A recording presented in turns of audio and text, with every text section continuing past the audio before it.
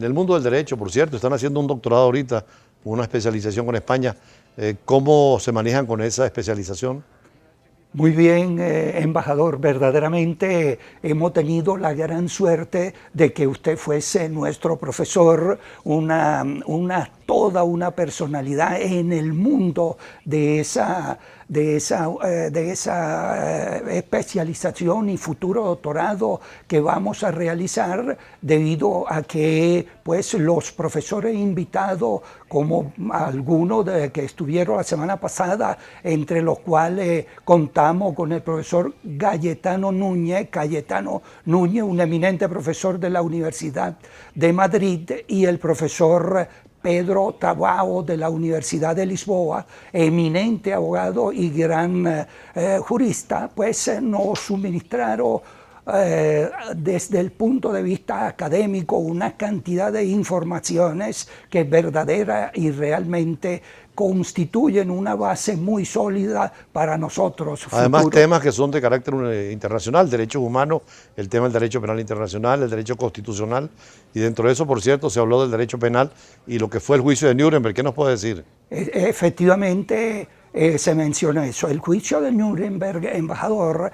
es uno de los juicios, de los primeros juicios que las fuerzas aliadas vencedora en el año 1945 de la Segunda Guerra Mundial, a raíz de la firma del tratado que ocurrió el día 8 de mayo de 1945, donde Alemania se rindió en virtud del hecho, sin ninguna posibilidad, sino solamente tuvo que rendirse en virtud de la conducta que tuvieron los oficiales bajo el régimen del ciudadano aquel llamado Hitler.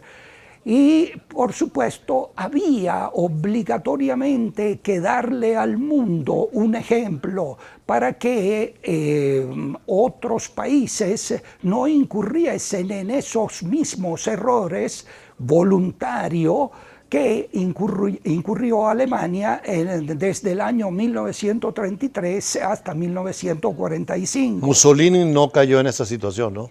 Mussolini, bueno, realmente es una de las personalidades que también, de acuerdo a mi humilde criterio, debo señalarlo también como tal. Si bien es cierto que su conducta fue distinta, más sin embargo, el pueblo italiano bajo ese régimen no sufrió tanto como los alemanes, pero sí sufrió bastante y fue realmente repudiable mayoritariamente su conducta. De hecho, el fin fue dramático, ¿no? El fin para el dictador Mussolini efectivamente fue dramático. ¿Es Italia de sus padres y sus abuelos qué le dicen?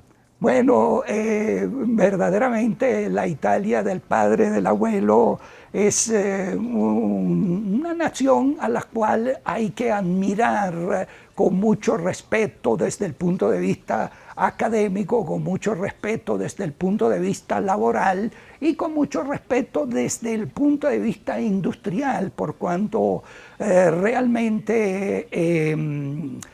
por cierto, en Venezuela hay que agradecemos altamente la concurrencia de esa tantísimas personas que llegaron tanto como artesanos así como profesionales de la más diversas especialidades que contribuyeron a la construcción de nuestro gran país, Venezuela. Ahora, me decía que en el juicio de Nuremberg entonces hubo dos tipos de derecho, un derecho, digamos, doctrinario, sustantivo, y un derecho procesal para seguir el juicio adecuado a los criminales nazis sobre todo. Efectivamente, embajador, de acuerdo a mis consideraciones, por haber leído, digamos, minuciosamente el proceso y haberlo observado desde diversos puntos de vista, debo considerar que, por cierto, no es la opinión generalizada, por cuanto el mundo en aquel entonces esperaba otra cosa.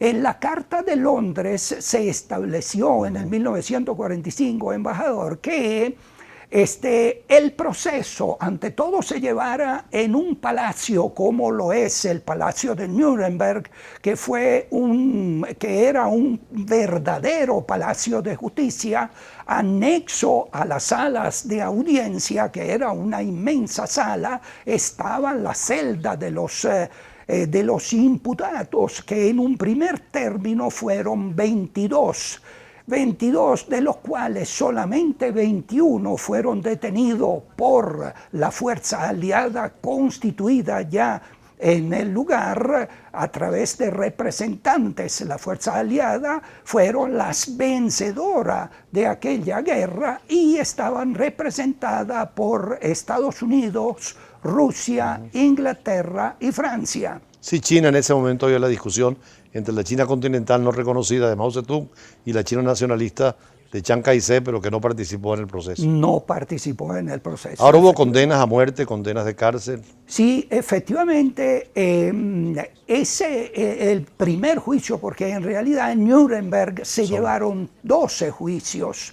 El primero de ellos, relativo a las 22 personas, como dije, precisamente la condena, el fallo, muy a pesar del hecho, repito, como ya dije, que el pueblo en sí no consideró ese juicio como ajustado. Sin embargo, debemos considerar, y como abogado así lo digo, el hecho de que se le haya permitido a los imputados, porque fueron los 22 cabecilla, digamos, que tenía el Hitler para ese momento, esos 22 cabecillas evidentemente fueron los que concurrieron directamente a través de sus brazos. Claro, con una legítima defensa, con un debido proceso. Con una legítima defensa muy bien marcada y un debido proceso muy bien marcado. El presidente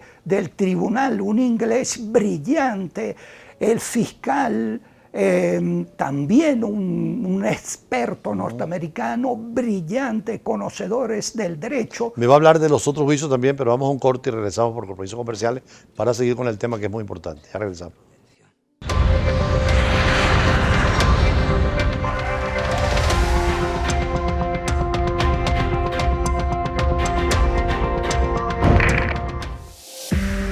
Usted está viendo Brújula Internacional.